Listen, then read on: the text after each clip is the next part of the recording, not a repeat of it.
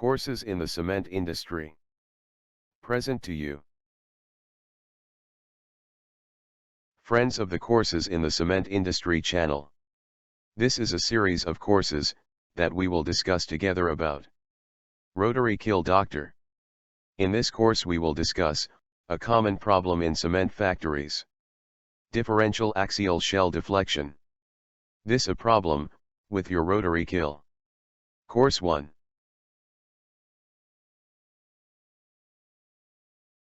Differential axial shell deflection. The serious and not uncommon problem of differential axial shell deflection is a cause for aggressive mechanical wear. Symptoms are undercut side walls of the rotary kiln support tires, with complementary abrasion on the tire's retaining elements. The resulting axial play of the support tire on the shell will produce secondary problems of uneven rolling surface wear, and if the condition exists on the thrust tire, axial shell drift, which will affect the drive and shell end seals. The condition will only be found on rotary kilns with migrating tires.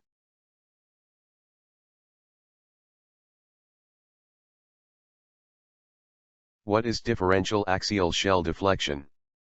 There are several categories of shell deflection, among them ovality, which is radial deflection resulting from shell rotation, and shell sag, which is axial deflection between the shell support points and the support pairs. In its simplest form, when the spans are of equal length, differential axial shell deflection is when the amount of sag from a middle pier is not equal in the uphill and downhill spans. In the more general case with unequal spans, sag to each side of the tire must be such that the shell axis going through the tire remains parallel to the pier-to-pier slope of the rotary kiln. See Figure 2.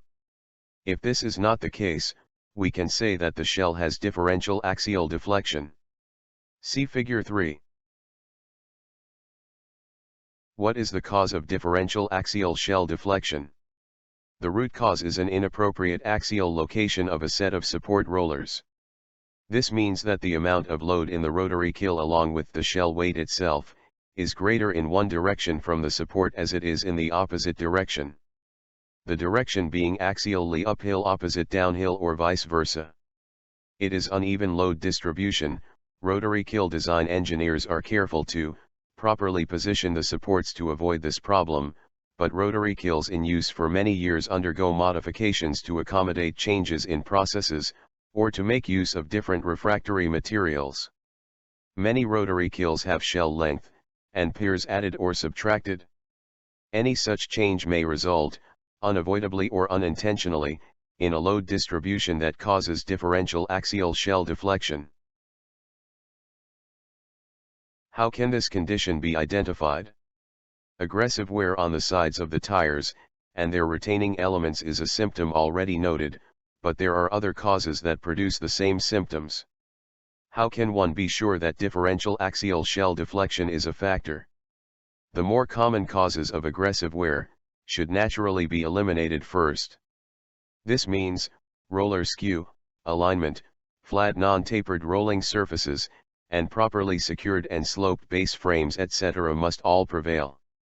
If, when all these conditions are reasonably correct, and aggressive wear still takes place, a case of differential axial shell deflection may be suspected. Can differential axial shell deflection be measured? Although it is not commonly done, alignment measurements made using the direct method for aligning rotary kilns could directly measure this condition if additional points were to be included in the survey. Ovality measurement, a much easier and quicker procedure to perform, can also show the presence of differential axial shell deflection. Although ovality is a measure of radial, and not axial, shell flexing, it can be used to indirectly show the presence of differential axial deflection.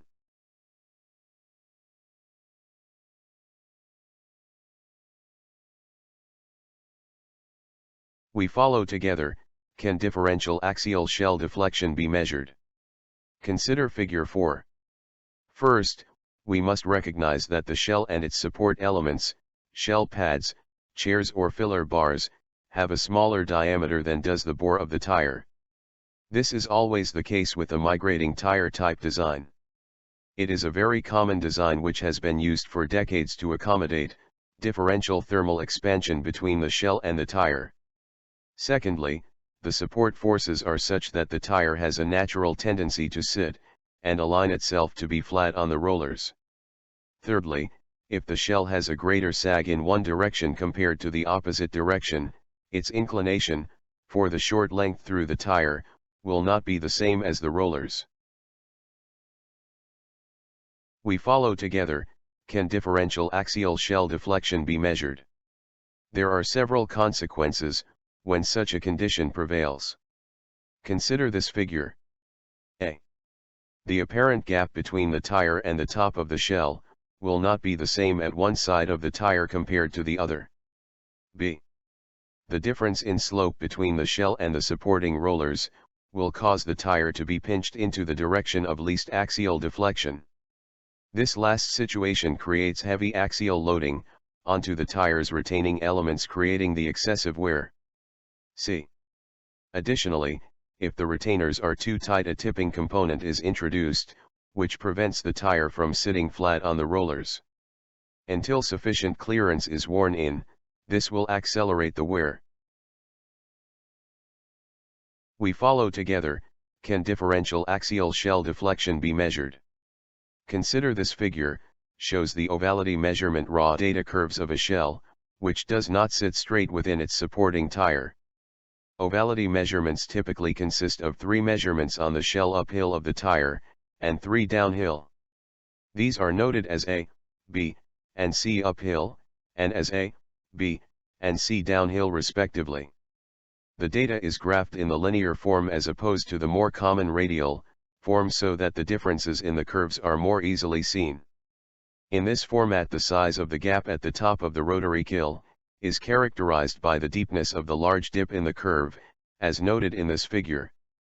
The larger the gap, the deeper the dip. We follow together, can differential axial shell deflection be measured? It is significant to observe, therefore, that the 3 curves downhill of the shell are consistently less deep than the 3 curves taken uphill of this same tire. This measurement clearly shows there is less gap between the shell and the tire on the downhill side compared to the uphill side. Since this pattern is consistent around the circumference, the A, B, and C readings being 128 degrees apart from each other, it is not a result of a crank in the shell. The resolution of the electronic ovality measurement instrument easily picks up this and other shell flexing characteristics. Conceivably, a hotter shell on the downhill side of the tire could also account for this phenomenon. No ovality measurement would be complete without tire, shell uphill and shell downhill average temperatures being taken at the same time. If temperature is not a factor, this is the unmistakable signature of differential axial shell deflection. We say it is indirect since, no matter how clearly its presence is seen here, the amount of the difference in slope is not attainable from this measurement alone. How can differential axial shell deflection be corrected? Truly resolving the problem is to either change the load distribution in the rotary kiln, or change the location of the support rollers. The latter is rarely a practical option unless it is part of a massive rotary kiln rebuild program. Even changing the load distribution in the rotary kiln is not often a realistic option.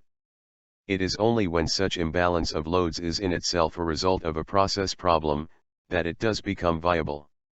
The simple example here is an unusual coating or ring buildup, due to a feed chemistry anomaly. The coating ring material adds considerably weight, as does the material it holds back. If this additional weight acts predominantly in one span, differential axial shell deflection will result. Re-establishing the feed chemistry then resolves both problems. Dramatic examples of this situation have been observed.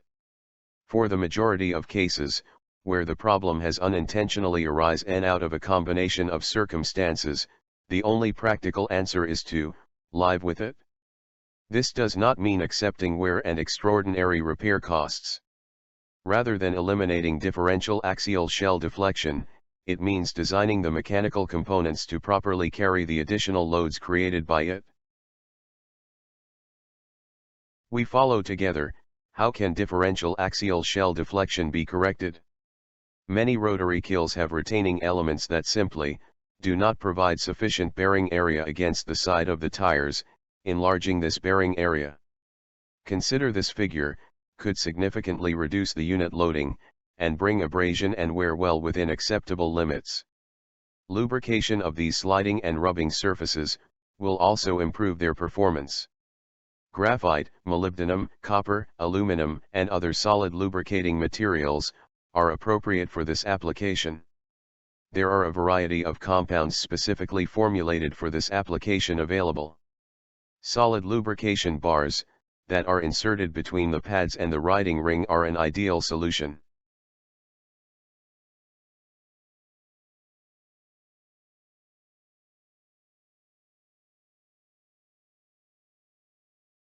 We follow together, how can differential axial shell deflection be corrected?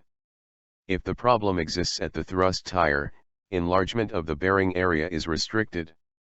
In this case, sacrificial elements, such as retaining rings that can be easily replaced, provide superior service. See this figure.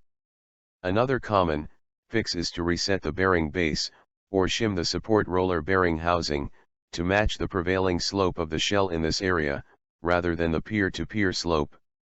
This often ends up being a somewhat trial and error procedure, but it does not have to be. It is possible, as stated before, by determining the elevation of several centers of rotation, to actually measure the prevailing slope of the shell, as it passes through the tire. This can only be done with the appropriate rotary kiln alignment measurement method, namely by the direct method of rotary kiln alignment, the method by centers of rotation. Once the prevailing local shell slope is known, accurately setting the base or calculating bearing housing shims is straightforward. We follow together, how can differential axial shell deflection be corrected? An even better, although more costly, approach is to utilize a pivoting roller support base. This requires completely rebuilding the top of the pier, and installing such a new base. New to support, gearless, trunnion-driven rotary kilns use this concept. This has a further and very significant advantage, because the roller is then free to follow the inevitable tire wobble as well. This will greatly reduce the wear and tear on all the support elements. The saying, "An ounce of prevention is worth a pound of cure," is a cliché, but it is still valuable conventional wisdom. When purchasing a rotary kiln, and more importantly, when modifying a rotary kiln, either its refractory layout, adding dams or changing shell length, and or the number of its pairs, closely analyzing its axial deflection curve must not be omitted. Differential axial shell deflection is a lot easier to prevent on the drafting table than it is to resolve once the rotary kiln is in operation.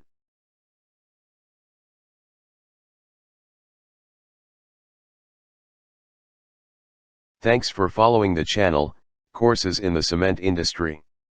And please help us to continue and provide more information by subscribe to the membership, and inviting your colleagues to watch this channel.